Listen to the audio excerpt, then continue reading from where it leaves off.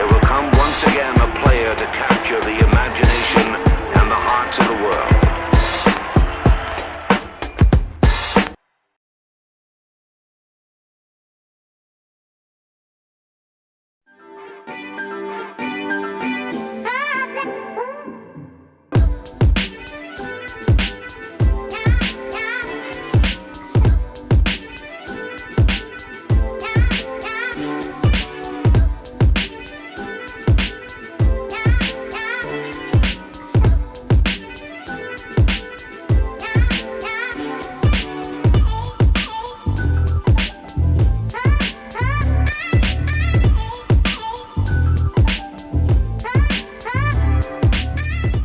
Alright, so we're here today with St. Kevin's Boys Club. We're going to film a bit of a match here. The U16s are going against Home Farm, which is a local derby. And we have Jared here. He's the coach for the U13s. So we just have a couple questions for him about youth development. Is there anything you want to say about your club? Throughout the club is the same philosophy. It doesn't matter the age. We set up the same way from the under 8s all the way up to the under 8 age. It's just the same football is encouraged, playing out from the back, and we try to develop them technically as well as every other way. We feel that's very important. Early days, getting plenty of touches of the ball, and then they can develop as a footballer after that. You know. You do have a history of sending players over to the UK, right? Constant flow of kids going over on trial. Every school break we get, we will send over maybe four to six players going at every break. Why do you think an island country as small as Ireland can constantly produce a steady stream of players capable of playing in the Premier League, when in comparison to the US, which is a massive country? Like, why do you guys think that's happening? I think it's still culture.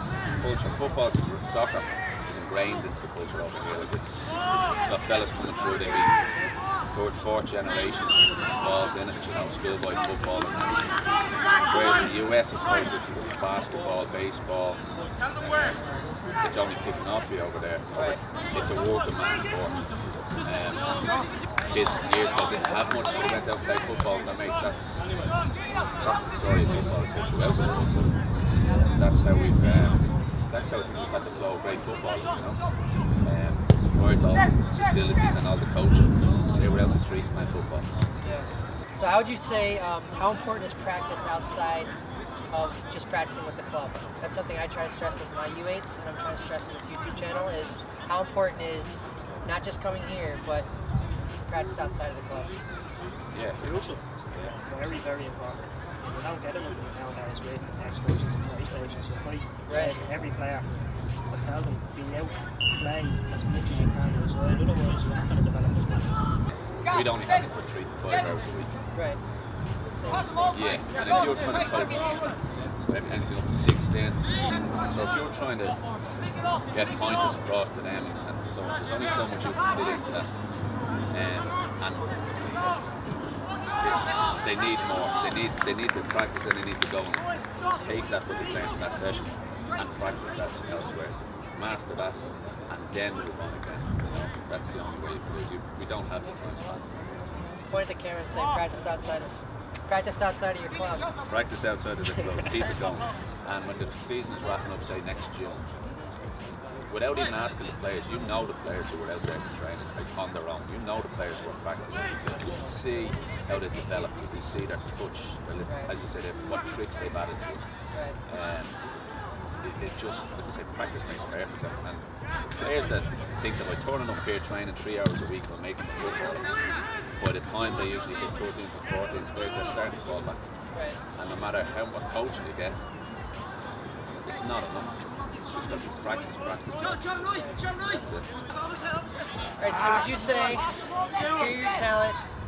Wait, someone just asked this question. Thierry Henry. I decided Thierry Henry just asked this question in an interview. They said superior talent with average work ethic versus average talent with fantastic work ethic. What can you do more with? And the greatest players obviously have that superior talent. The greatest players were never without a football. hard work just pays off. Simple as that. Just a prime example, Roy Keane. Roy Keane was never the most talented individual, but his will and his hard work ethic was just shone through and made him the player he is.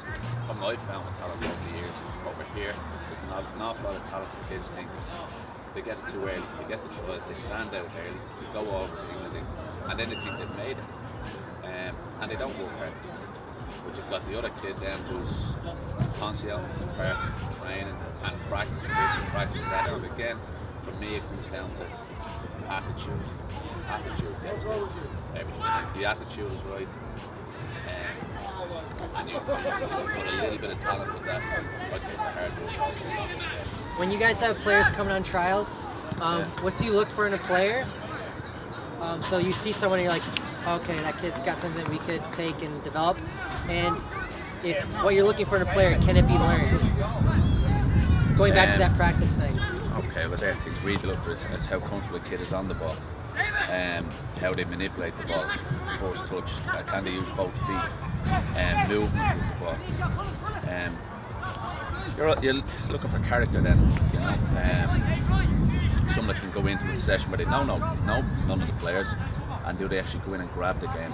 Do they dominate? You know, are they constantly demanding the ball? I don't want to see a player just who can run around, win the ball, and give it back to the opposition because he doesn't have to kick it properly. I want to see a player who can dictate the game, and you know, not just even a simple pass. A player that can get it, play the ball back. You know, they understand the game. Yeah, I know. For me, when I was at my worst is when I was going back to that practice thing, is when I wasn't spending time with the ball. And then when I was spending time with the ball, I was confident enough to have my head up when I had to turn and then play those, even the simple passes, because you can botch a simple pass when you're nervous. Yeah, and again we go back to practice. Yeah. You know, say if you want to make it in football, you're not going to know the ladders playing beside you every week. But you have to have confidence in your own ability. The only way you're going to get confidence is understanding the tool that you have, the football. Here's a good question that I bet you a lot of kids are thinking of. Jamie Vardy, right? Yeah. A man who's turned down by so many clubs as a teen, goes through league clubs, starts getting paid, wins Premier League. Have you ever seen personally a similar story? And do you think players, like young players coming up, can be encouraged by his story? Yeah, his story's not unique. I don't think so. Like I say, my age group would be, for example, Roy Keane. Roy came through a year older than us, but You came through with Keane? No, yeah, Around his age? he's a year older than me. But I actually played against him in one of his last schoolboy games when I was brought up the age group. We played them down in Cork in All Ireland, and we drew with them down there before bringing them back to Dublin and beating them then. But there was another lad beside him who Roy mentions in his book and says he was a quality better player. But Roy's work ethic and everything, and his desire to succeed as a footballer again was phenomenal, you know. And throughout the last couple of years we've had Kevin Doyle, Shane Long, Seamus Coleman. All these boys went through a similar route that Vardy went through, that they went League of Ireland, which is okay, it's meant to be a little bit of a higher standard than Vardy went, but still they had to be spotted and they never gave up on their dream. And that's the thing, you never give up. If you want to be a footballer, never give up, you know. Loads of Ian Wright, another player who's late developer, and you don't know when a kid is going to develop. I didn't know that about Ian Wright. Yeah, Ian Wright was another one, Really talented legend. yeah. It was the same. Gary Neville was the same. He was slagged about his ability at football, and he just kept working, and became a captain of Manchester United. Yeah. And he was far definitely not technically gifted, you know, but he done a job. And like that, we were talking about confidence. He was confident in what he could do. Right. And he knew what he could do, right. So it just shows you it's there if you want to work it. Right. It comes. No matter, just work. All right, for both of you guys, in regards to football advice, what would you tell yourself at the age of 10, 13, 15? You could change things. I asked this to my friend the other day. He's my assistant coach, Jared Toth, if you're watching this. I said, would you do anything different if you went back as a kid? And he said, I wouldn't spend 1 minute on a computer game.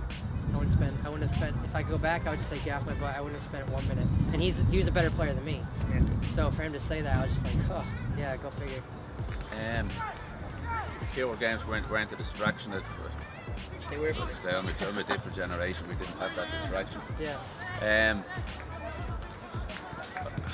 I would say to myself, coming through, I probably it wasn't lack of confidence. Lack of confidence would have been a thing. Self-confidence, always looking at other players and thinking they were better, even though